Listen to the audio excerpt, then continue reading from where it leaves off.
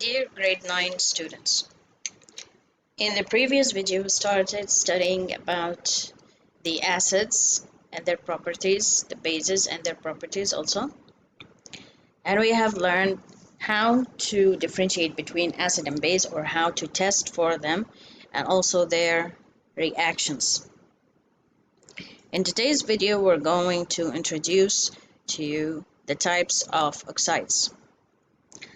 What do we mean by the word oxide? An oxide is a compound of oxygen and one or more elements. Means when something reacts with oxygen, we said that it had formed an oxide. One experiment we did in the class when we burned a small piece of magnesium ribbon, right? And it made a big, bright white light, and a very bright white light, and also made white gray ashes. These ashes are actually oxides. This ashes is the product of the reaction between the magnesium with the oxygen in the air. So again, an oxide is a compound of oxygen and one or more element. Example of oxide: carbon dioxide. The carbon, when it reacts with the oxygen, makes a carbon dioxide. Sulfur trioxide, SO3. Sodium oxide, Na2O. Okay, here. This is the periodic table, as you know. And remember, we divided the periodic table into two parts, metals and nonmetals. Of course, you know, it's divided to 8 groups. These 8 groups just secluded the transition metals, the ones in the middle. So it's 1, 2, 3, 4, 5, 6, 7, and 8. From that side, these are the metals and these are the non-metals. So, an oxide actually can be formed. The examples of oxide, we said carbon dioxide, sulfur dioxide, and there is sulfur dioxide, and there is sulfur trioxide, and there is also a sodium. What is the difference between the sulfur, carbon, and sodium? Actually, sulfur and carbon are non-metals, but sodium is metal. This means that oxygen can be, or oxides can be formed when the oxygen reacts with metals and with non-metals.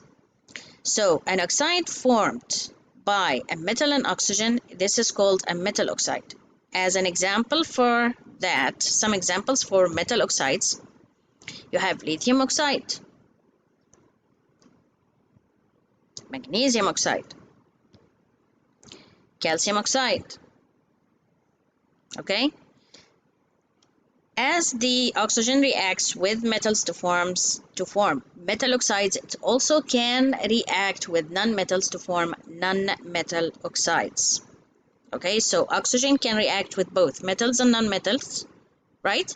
And in both, it produces, or the oxygen, when it reacts with metals and non-metals, in both cases it forms oxides, metal oxides, non-metal oxides.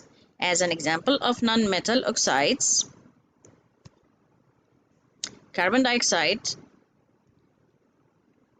nitrogen dioxide, this is chlor, bichloroxide.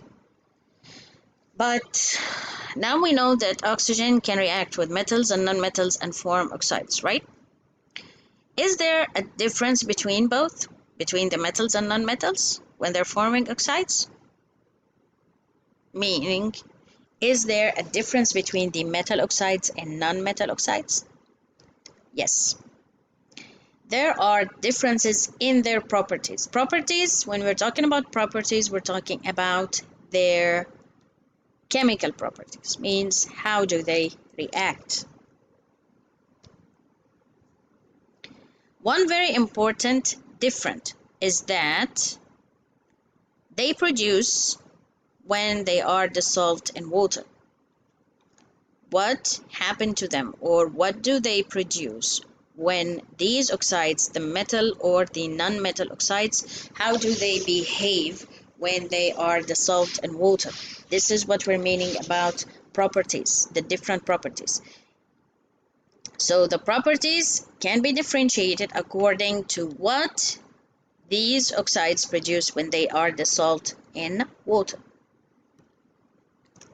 For example, first let's talk about the metal oxides. Here, the metal oxides, like lithium oxide, magnesium oxide, calcium oxide, sodium oxide. These metal oxides, when they are dissolved in water, they act as base. They form basic solution. Basic solution means they react as bases.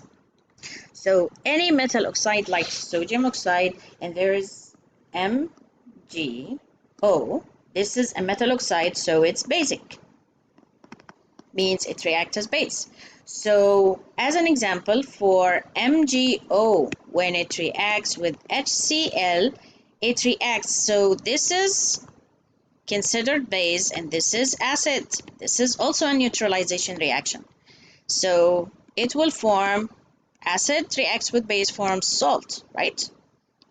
MgCl2 plus H2O, salt and water. So again, metal oxides are called basic oxides because they form basic solutions when they react in water.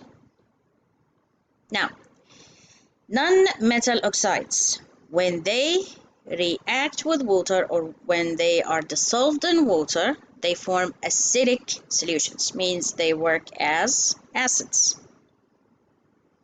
So metal oxides are basic, non-metal oxides are acidic. Let's take an example. This is sodium oxide, okay? Sodium oxide plus water. Now, let's think if it's acidic or basic.